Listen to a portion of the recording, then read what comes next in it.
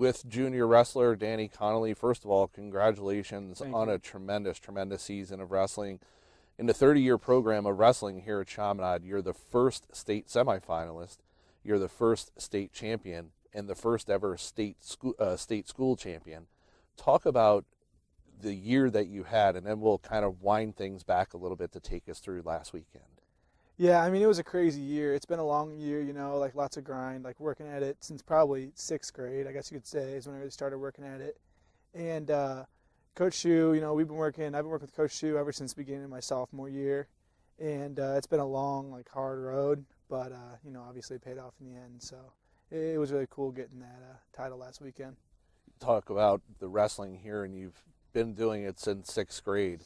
What was it that was about wrestling that got you involved with it?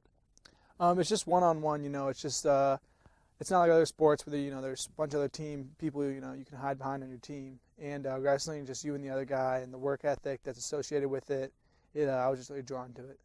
Your brother was a wrestler here at Chaminade, and you and your brother are very close. Talk about how you followed him through his path in wrestling to lead you to here.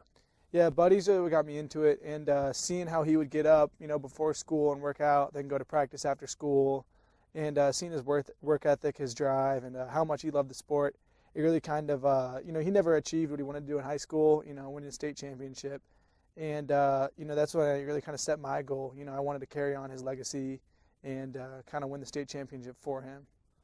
You had a chance to talk to your brother after your match on Saturday night. What was that phone conversation like? He was ecstatic. He was very excited about, me winning the state title. He said he couldn't believe it. He said he couldn't sleep that night. He was so excited for me because no one knows better than him, what it took to get that state title. All, being the first one to practice, the last one there. I mean, if anyone understands it, it's him. You have a really good support system in your mom and dad, and talk a little bit about what they've meant to you getting you to your state championship this year. Yeah, I mean, they've always supported me and the coaches with whatever we decided to do, whether that was the weight jump we decided to make at the end of the season. My dad, he was kind of on the fence about the decision, but he still let me and my coaches ultimately make that decision. And so they've always just been so supportive and always, supportive of all the decisions we made. So you make the decision at the beginning of the week before districts to go from 195 to 220. Mm-hmm. And when you made that decision, did you think you caught most of the competitors at districts off guard because of that decision? I think I definitely did. The returning state champion from Howe Central, I know, didn't expect me bumping up. No one expected me to bump up. We kept it kind of on the down low between me and the coaches and my family, and I think it ruined some people's tournaments. So you win districts, you go on to states. Not only do you go to states for yourself, but you also go with Sam Schultz, who wrestles at 120, right? Yeah. And Sam goes for the first time as a freshman. Talk about the building relationship that you have with Sam as a freshman, as well as some of the other teammates that you have on the team. Mm-hmm. Watching Sam really reminded me of myself my freshman year, because he struggled at first, kind of getting used to high school wrestling and the grind of going through a high school season and the conditioning and the workouts that we do. And so at the beginning of the season, he took a couple lumps just because, he was a freshman. It was wrestling 18-year-old men and stuff like that. But it was really cool seeing him towards the end of the season come into his own, and he pinned a senior, the number 3 seed at districts to go to state, and he was a 5 seed. So he upset someone at districts to go to state, and he wrestled a great state tournament. It was really cool seeing how Sam kind of grew as a wrestler throughout the season. And, I saw his trajectory just go up the whole season with all the training he did. Several of the meets that I've been to this year, I had opportunity to see you. And it's almost like a mentoring position for you as team captain. And you really accepted that challenge as the junior team captain to really mentor some of the kids that are younger and underclassmen, as well as the senior on the team, Matt Trotsky. Yeah, it was kind of a cool position I was in this year, being able to mentor some of the guys, because I've traveled with Coach Shu to various tournaments around the nation and the Midwest, and I've done a lot of traveling, and I certainly have a lot of experience. And it was especially some of the beginners and younger guys on the team. It was cool to mentor them and see how they grew. Like I said, Sam, and there were a couple others too, where they would grow throughout the season and get better, and it was kind of cool watching that.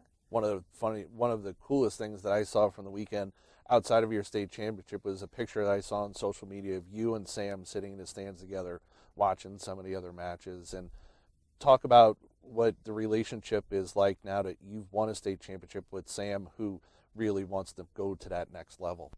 Yeah, it was cool. When my brother he graduated, he had all the records set. Career wins, highest state medalist ever, and pins, takedowns, season wins, everything.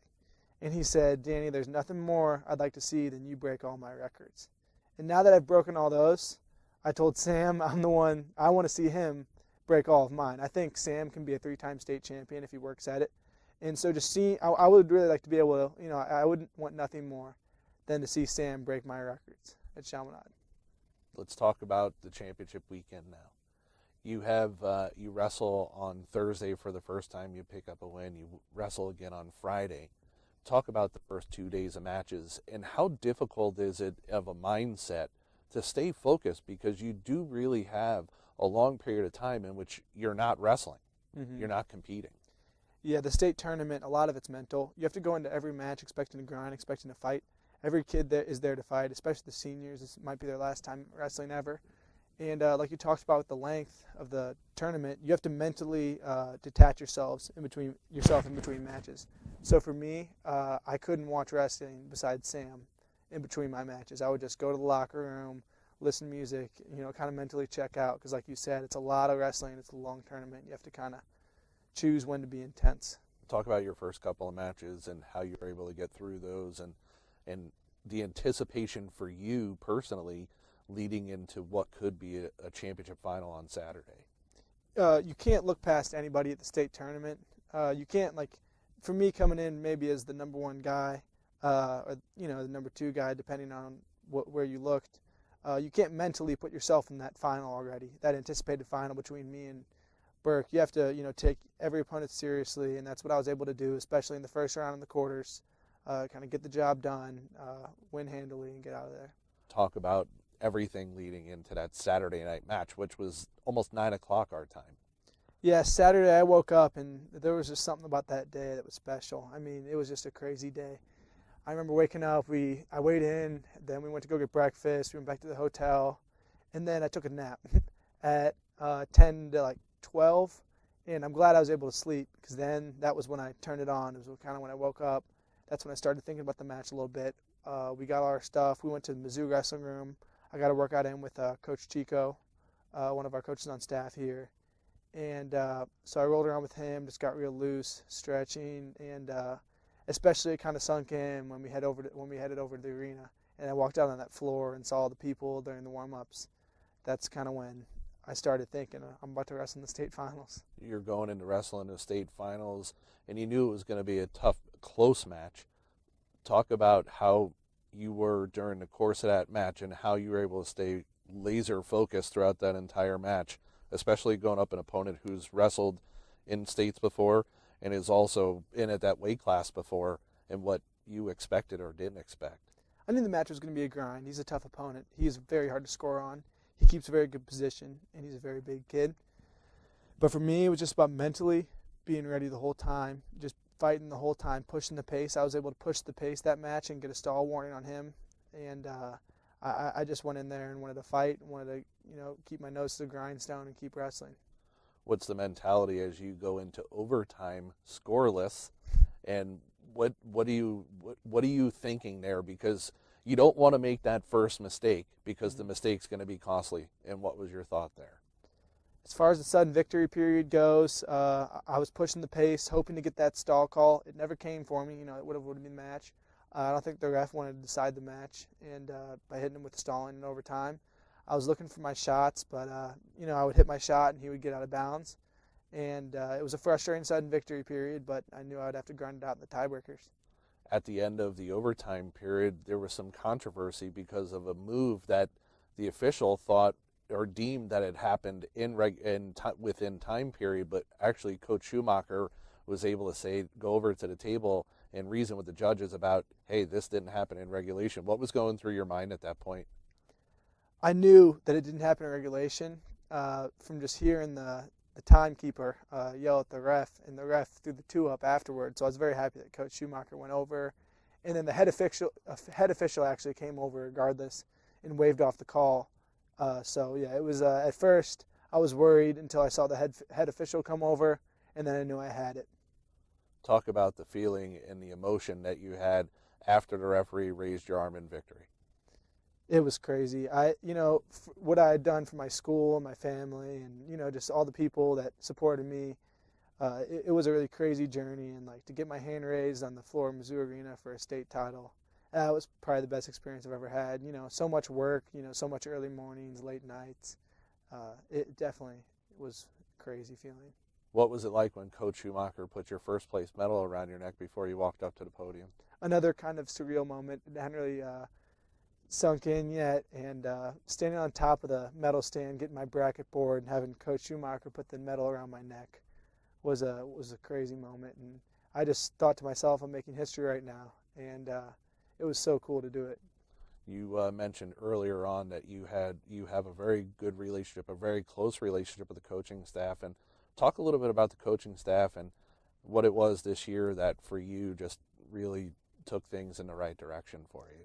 Yeah, I have a very close relationship with this coaching staff. They're all mentors to me, and they just have so much passion for the sport, I think, is the number one thing. I mean, you have guys like Coach Masters and Coach Torrey that, I mean, they really just love the school and love the sport. And then Coach Schumacher, I mean, I've never had a set of coaches that were so focused on getting me and my goals. And that's why I knew when I won that state title, it was, me and my coaches, not just me. Because, there's never been a set of coaches at Chaminade that just put that much passion and drive into the sport. I mean, it was really awesome to win it this year with them. Danny, thank you for a few minutes of your time. And ladies and gentlemen, your Class 4 2017 state wrestling champion, Danny Conley. Thank you.